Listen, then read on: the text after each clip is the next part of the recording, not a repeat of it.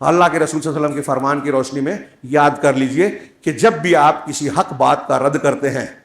جو اللہ کے رسول نے کہا الکبر بطر الحق، حق کو ٹھکرا دینا،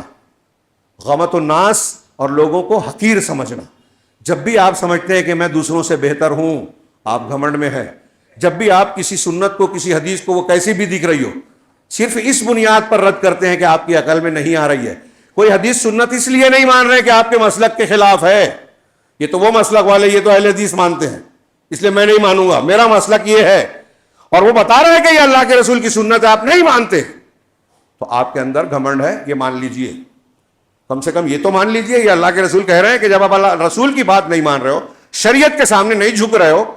تو آپ کے اندر استکبار ہے، آپ فرعون کے طریقے پہ ہیں، آپ ابلیس کے طریقے پہ ہیں۔ یہ جانتے ہیں کہ اللہ کہہ رہا ہے کہ جھک جاؤ، یہ جانتے ہیں اللہ کہہ رہا ہے کہ یہاں سجدہ کرو،